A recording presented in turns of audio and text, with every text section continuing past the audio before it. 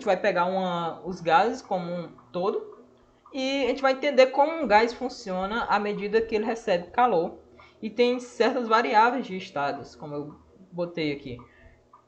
Como eu trouxe aqui variáveis de estado, vocês vão entender como funciona isso. Bora lá? Variáveis de estado, o que são? Então, para você descrever precisamente como funciona um gás, vocês têm que entender o estado dele. O estado dele não é só o sólido gasoso. O estado dele é essas condições aqui, ó. Pressão, volume, temperatura. Isso guarde com você. Tente exercitar isso na sua cabeça o tempo inteiro. Pressão, volume e temperatura é um estado de um gás. Então, a gente vai separando, né, aqui. Pressão. Pressão, eu botei um termo aqui, explicando aqui que é uma força que o gás exerce sobre determinada área. Porque a gente lembra que pressão é isso.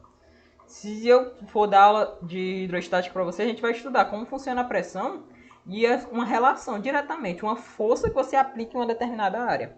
Então, a força que você aplica em uma área é a pressão. E no caso, onde a gente vai pegar, por exemplo, um recipiente cilíndrico, o gás vai tentar expandir. O gás vai tentar sair de lá. Só que como ele não tem como sair, porque a pressão dele não é o suficiente para romper aquele recipiente. Então, a pressão é justamente essa força que ele vai imprimir no recipiente. O volume. O volume é quanto que esse gás vai ocupar. Porque a gente não pode considerar um gás ocupando uma área, porque não teria lógica. O gás ficar totalmente disperso, porque a gente não vai respeitar as 3 dimensões que a gente vive, né? O gás está em todo lugar. Você está aqui, tem ar todo tempo ao seu redor, tem ar a todo momento. E nós vivemos num mundo de 3 dimensões. Por isso o metro cúbico, ou seja, ele é representado em volume. Ele ocupa um volume. Se ele ocupa um volume, a gente lembra daquela relação, né? Que moléculas ocupando volume a certa velocidade é o que? Temperatura. Temperatura é a agitação das moléculas ligada com a energia cinética. Então, a gente sabe o que é temperatura, vem naquela boa base, então é dado em Kelvin. O volume em metros cúbicos, isso aqui é tudo nessa aí que eu estou botando, viu? É volume em metro cúbico, mas ele pode aparecer aqui em litros ou, enfim, qualquer unidade. E a gente vai aprender a converter. Eu botei até um exercício disso aí para a gente aprender a converter. Porque isso aqui a gente vê em matemática, em geometria espacial. Mas continuando, a temperatura em Kelvin e a pressão é em Pascal. Esse PA é Pascal, porque é Newton por metro quadrado. Porque não é área é metro quadrado. E força é Newton. Aí Newton por metro quadrado, por isso que é Pascal. Beleza. Bora aqui um entendimento chamado energia interna. Nossa, isso aqui é muito interessante, porque a gente consegue estabelecer relações, né? Se a gente consegue estabelecer relações, a gente pensa, certo, o que a temperatura tem a ver aqui? Certo, por que eu botei assim, relacionado à temperatura? E a gente vem para entender esses conceitos aqui, ó. Essa primeira parte da equação vai ser dada pela letra U, a energia interna. A gente pode confundir isso aqui com tensão? Pode, mas é física 3 isso aí. Mas, continuando, não dá para confundir por causa que tem alguns dados aqui que é específico, como esses dados aqui que a gente vai entender a relação com a temperatura. Bora começando pelo 3,5, né? 3,5 é também chamado de grau de liberdade. Isso você vê em matrizes, em um conhecimento um pouco mais aprofundado em matemática. Isso aqui é você decorar mesmo, por enquanto. Enquanto a gente não estuda matrizes, sistemas lineares e resoluções, a gente vai só guardar essa informação, que vale 3 o grau de liberdade. O grau de liberdade é só para dizer como é que a molécula vibra, ou seja, qual a quantidade mínima de números reais necessário para que ocorra esse sistema. Então, basicamente dizer como a molécula pode vibrar, é representar por esse número. Então, isso aqui a gente não precisa entender não, é decorar mesmo. N. O N a gente já sabe que é o número de moléculas, o número de mols, e aí você tem que ter aquela boa base de química para fazer isso aqui, porque tem questões que vão lhe dar o número, a molécula, e você tem que calcular o número de mols do gás. Por exemplo, um O2, a gente tem que lembrar que é 16, 16 carbonos, 16 avos de carbono, que é toda aquela relação que a gente construiu com a química. E aqui a gente vai para a constante, né? Então a gente trabalhando com o número de mols, então o número de mols de um átomo, geralmente ele lhe dá um número de mol. Ou então você tem que calcular com essas relações e a constante dos gases. O que é essa constante dos gases? Cara, isso é uma constante que foi estipulada e a gente vai entender ela um pouco mais na frente. Quero que vocês aguardem só um pouco para entender essa constante. Quero que vocês guardem que ela é uma constante, que R é uma constante. E o T é a temperatura. Ou seja, o grau de liberdade, ele nada mais, nada menos, vai relacionar a quantidade de mols. Porque pensa comigo, por que a energia interna está relacionada com o número de mols? Por exemplo, a gente tem uma moléculazinha. Ela vai ter uma certa quantidade de energia. Você pega uma moléculazinha bem pequenininha, tá aqui, vibrando. Agora, se você tem uma outra molécula vibrando também, a gente sabe que essas energias é uma de uma e outra de outra. Ou seja, a gente soma essas energias. Uma vez que a gente somou essas energias, a gente vai ver que é totalmente relacionado de mol. Quanto mais número de mols, quanto mais moléculas tem lá dentro, é porque tem uma alta energia. Porque justamente vai somando cada uma. A gente analisa uma, aí vai somando com outra, somando com outra, somando com outra. E a gente lembra que o número de mol é um valor extremamente grande. Que é o valor de 6 vezes 10 a 23. É um valor constante de Avogadro, também chamado. E assim, a gente vai... A questão geralmente lidar, por exemplo, 0,5 mol, 1 mol, por exemplo. Então é isso. Então, quanto mais mol, mais energia. Mais energia o sistema tem. E R são a constante e o T a temperatura. Ou seja, a energia interna está relacionada com isso. Com a energia cinética das partículas. O que é essa energia cinética média das partículas? É a temperatura. Isso aqui é constante, isso aqui é constante, isso aqui é constante. Ou seja, só depende da temperatura. O número de mols é constante, R é constante, 3.000 também é constante, dependendo exclusivamente da temperatura. Alguma dúvida disso aqui? Alguma dúvida disso aqui? Para eu poder passar? Não, né? Belezinha. Aqui a gente já veio para uma relação, né? Que a gente trabalhou aqui como é que funciona a energia de um gás. E aqui a gente vai entender como ela se relaciona com as variáveis de estado. E a gente consegue estabelecer, tem uma relação com a equação de Clapeyron. Ou seja, uma relação entre todas essas grandezas, variáveis de estado, estabelecendo essa relação aqui, ó, nessa equação de Clapeyron. O que essa equação diz? Que a pressão vezes o volume, se você multiplicar pressão vezes volume, vai ser igual ao número de mols, que é o N. Isso aqui você esteja com um caderno e esteja com uma caneta aí anotando, porque isso aqui é importante. Essa e essa aqui são importantes. Então, número de mols, R, que é aquela constante que a gente vai trabalhar com ela já já, essas coisinhas que a gente vai fazer com ela, e a temperatura. A temperatura vai estar totalmente em Kelvin. Então, todas você não tem em Celsius, não. Sempre é Kelvin. Sempre, sempre, sempre é Kelvin. Se a questão te der em Fahrenheit, em Celsius, você tem que manjar direto. Geralmente eles dão em Celsius, só que você converte rapidamente. Você pensa que é só somar com 273. Deu em Celsius, soma com 273. E esse é o mais comum de dar mesmo.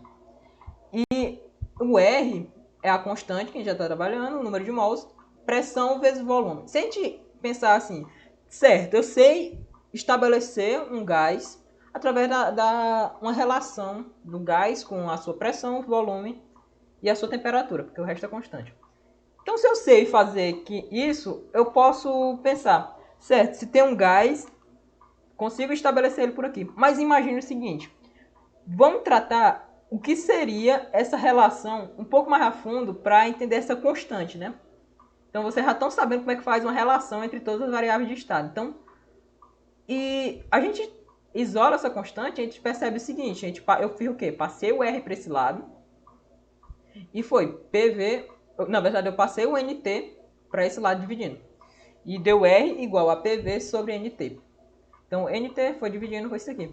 E a gente lembra que essa constante aqui, ela vai ter em certas unidades. Mas o que é importante vocês guardarem da equação de Clapeyron, que ela é para um único estado. Guardem isso. Um único estado de um gás. Ou seja, com certa temperatura, com certa pressão e com certo volume. Ou seja, se mudou qualquer um desses durante uma transformação, se ocorreu uma transformação em que mudou qualquer um desses, se mudou a pressão do ambiente, se mudou o volume que o gás ocupou, ou seja, por exemplo, injetado mais gás, por exemplo, já não encaixa nessa equação aqui. ela é para um único estado de pressão, volume e temperatura, porque o resto aqui é constante. E número de mols constante quer dizer, número de mols constante também. Se injetar gás lá, já tem uma diferença, porque é mais moléculas. E isolando R, a gente consegue estabelecer algumas relações, né, entre ele, porque isso aqui, esse R que vai lhe dar as unidades para trabalhar com essa questão.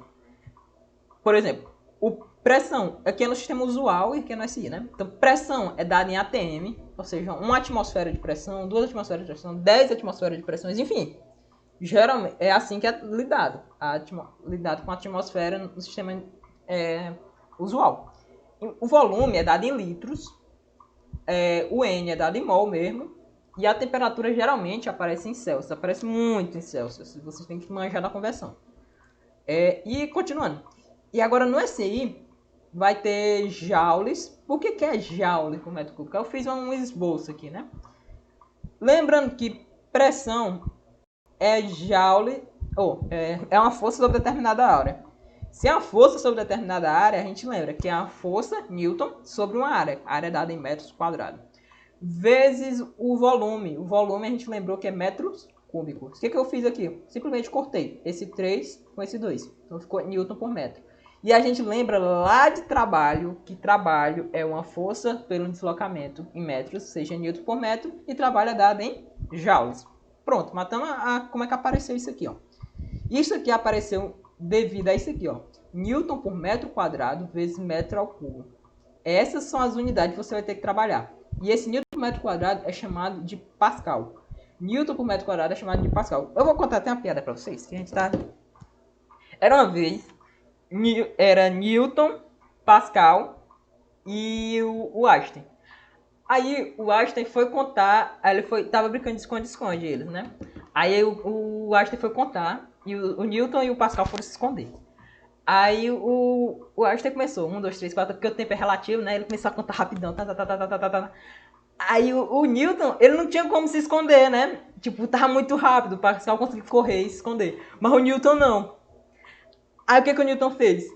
Aí o Newton fez um quadrado perto, ao redor dele e ficou em cima desse quadrado. E o Einstein, pronto, terminei. Aí ele começou a correr atrás deles. Aí o Newton tava parado em cima do quadrado. Ele disse, pronto, Newton, lhe achei. Ele só, Newton, não, você não me achou, você achou Pascal. Por quê? Porque Newton por metro quadrado é Pascal. Tá.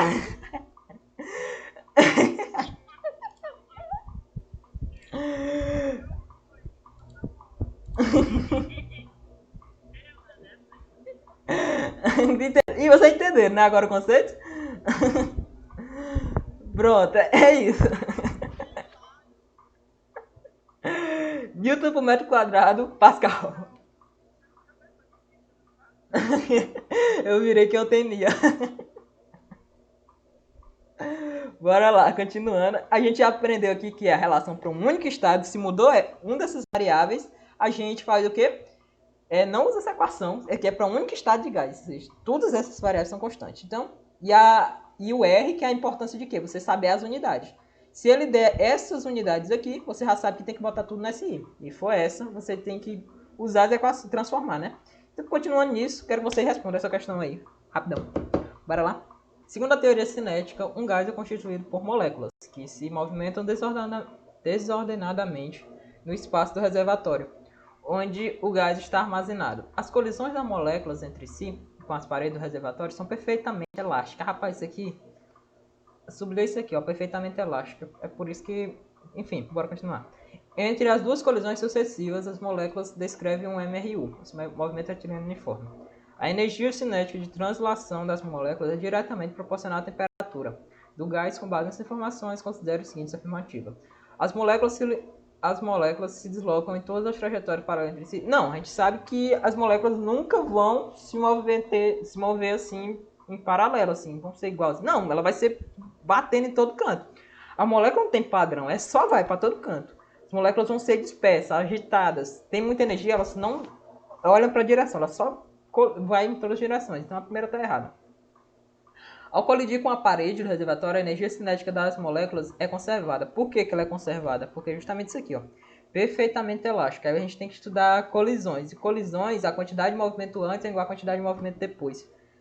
E aí, resumindo, a energia cinética vai transferir uma energia de uma molécula para outra molécula. É basicamente isso que ele está dizendo. A energia se conserva. Vocês têm que guardar isso. Gás ideal, energia se conserva, porque é uma colisão elástica, perfeitamente elástica. Aí a terceira, a velocidade de deslocamento das moléculas aumenta se a temperatura do gás for aumentar. Ou seja, aumentou a temperatura, mais energia ela tem e começa a se agitar mais. Mas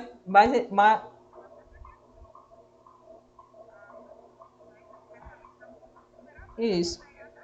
Dá de pegar daqui já. E essa também, você tinha que saber isso aqui, ó, perfeitamente elástico. E se você soubesse que era perfeitamente, já matava dois também.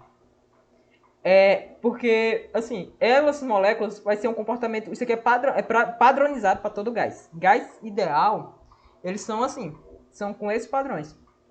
Colisões elásticas e a energia das moléculas diretamente proporcional à temperatura.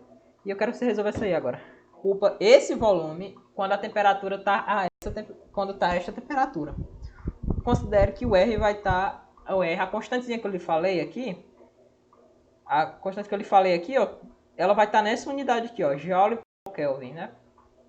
Como eu falei, Joule por mol Kelvin, ou seja, 8,3 Joule por mol Kelvin. Por que isso aqui é importante? Porque você vai saber que a temperatura já é Kelvin, ou seja, isso aqui não funciona, e que o volume está correto, que é em metros cúbicos, e a pressão também, que vai ser dada a pressão em Pascal. Tá tudo correto, porque justamente desse Joule aqui, a gente já tirou todas essas conclusões, porque eu já falei. Aí ele pergunta aqui, a pressão do gás a esta temperatura. Qual a pressão? Então a gente bota na equação do Clapeyron. Pressão vezes volume é igual a número de mols vezes a constante vezes a temperatura. Por que eu botei 300? Porque a gente lembra que conversão de Celsius para Kelvin é somar com 273.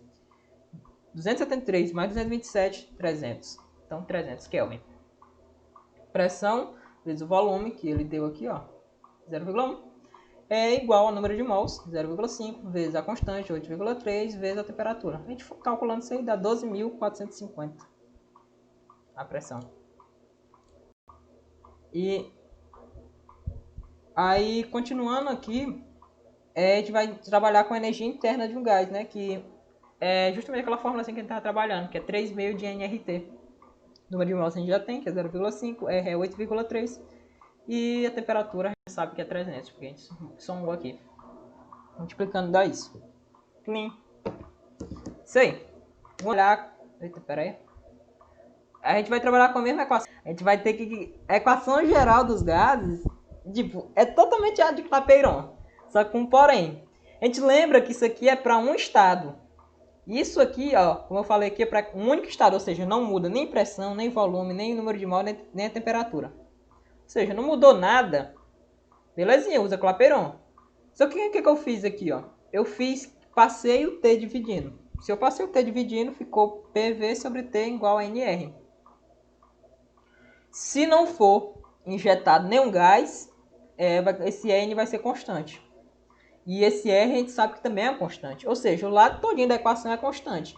Independente se você aumentar a pressão, ou aumentar o volume, ou se botar mais temperatura, independente de tudo isso, esse lado vai ser constante. Vai depender só de uma coisa. Se botar mais grau, se botar mais moléculas, e aí esse N vai ser constante, vai ser tudo igual a R. Mas eu posso estabelecer outra relação, mas a relação que vocês precisam guardar é isso. PVT Povotó, que eu chamo chamada. Ou seja, a condição inicial do gás vai ser igual à condição final do gás. Tá muito abstrato? Beleza. O que eu quero trazer aqui? A pressão inicial, por exemplo, está numa certa pressão de 1 atm. Não, 1 atm não, 10 pascal.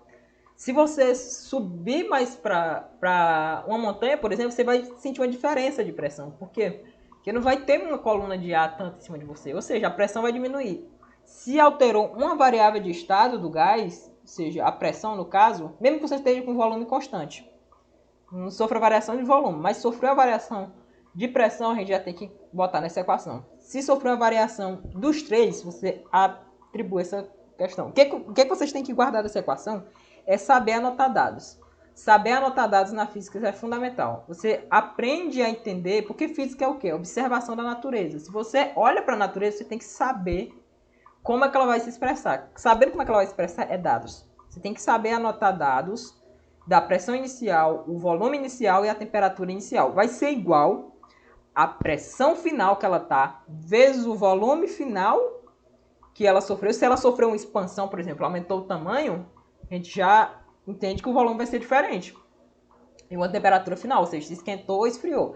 A gente vai trabalhar mais na frente com alguns tipos de transformações, isobárica, isocórica, mas isso é só em termodinâmica, assim, mais a fundo. De começo, eu só quero que vocês entendam isso. Dividir por volta, a condição inicial vai ser igual à condição final, por causa dessa relação. Belezinha? Essa questão aqui, meteorológico, fechado, tem volume. Então, se é fechado, você anota. Balão fechado.